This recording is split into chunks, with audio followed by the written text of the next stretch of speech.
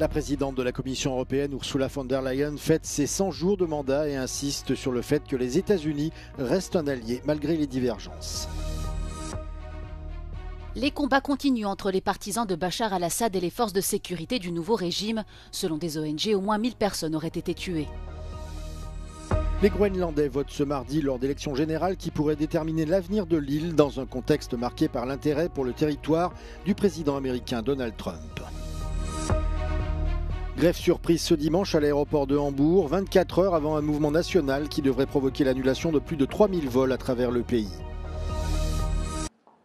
Il n'y a aucune raison de mettre en péril les relations que l'Europe entretient depuis des décennies avec les États-Unis. Ces mots sont de Ursula von der Leyen. La présidente de la Commission européenne organisait ce dimanche une réunion d'information à l'occasion des 100 jours de son second mandat. Elle a insisté sur le fait que les États-Unis restaient un allié et ce malgré les divergences géopolitiques actuelles. In the face of adversity, the US and Europe have always been stronger together. And yes, there are differences. But we might have different views on some topics, but if you look at the common interests that we have, they always outweigh our differences. So I think it's important that we work together. We will have our differences. We have to sort them out, but we will have to find common avenues. Elle a ajouté que l'UE reste déterminée à réduire sa dépendance au gaz russe. La Commission organisera aussi des réunions pour examiner les menaces auxquelles l'UE est confrontée en matière de défense et d'énergie. Au moins 1000 personnes auraient été tuées ces derniers jours dans l'ouest de la Syrie après des combats entre les partisans de Bachar al-Assad et les forces de sécurité du nouveau régime. Les combats auraient éclaté jeudi après plusieurs jours de tension dans cet ancien bastion de la minorité alaouite dont est issu le clan Assad. De nombreux membres de cette communauté occupaient des postes importants dans l'armée et les agences de sécurité sous l'ancien régime et sont accusés de mener des attaques contre les nouvelles autorités. Il s'agit des violences les plus meurtrières depuis la prise du pouvoir en décembre dernier par le nouvel homme fort du pays, Ahmad al-Shara, leader du groupe islamiste radical sunnite HTC.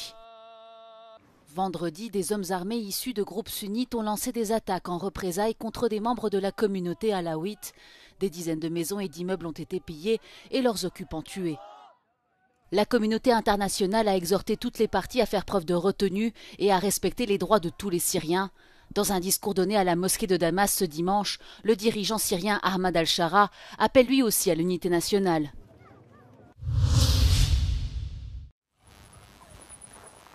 Les Groenlandaises sont appelées aux urnes ce mardi pour des élections générales. Principal thème de campagne, l'indépendance du territoire vis-à-vis du Danemark. La plupart des partis engagés sont sur la même ligne de ce côté-là. L'un des enjeux des législatives est de déterminer à quel moment se défaire de ce dernier sans se faire manger par les États-Unis en embuscade. Le Groenland est en effet revenu sur le devant de la scène après que le président Donald Trump a maintes fois exprimé son intérêt pour l'achat de la grande île qui possède de nombreuses ressources naturelles mais représente aussi un territoire stratégique pour la surveillance et la défense. Les 60 000 habitants du Groenland sont contre cette idée, affirmant qu'ils ne sont pas à vendre et qu'ils veulent à tout prix garder leur autonomie. Pendant la Seconde Guerre mondiale, alors que le Danemark était occupé par l'Allemagne, les États-Unis avaient pris le contrôle du territoire qu'ils ont rendu à la fin du conflit en y laissant d'importantes bases militaires. Une seule subsiste actuellement.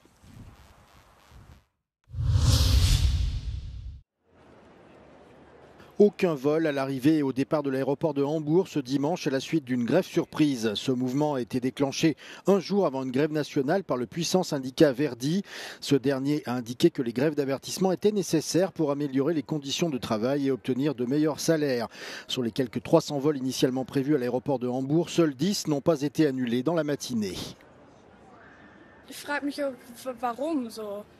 Weil es hieß ja eigentlich, morgen sollte ein großer Streik sein und warum das jetzt heute ist. Ein Streik muss wirksam sein und deswegen haben wir hier kurzfristig aufgerufen. Das ist natürlich eine Belastung für die Passagiere, das wissen die Kollegen auch. Sie haben aber dennoch, dem Streikaufruf sind sie dennoch zu 100% gefolgt.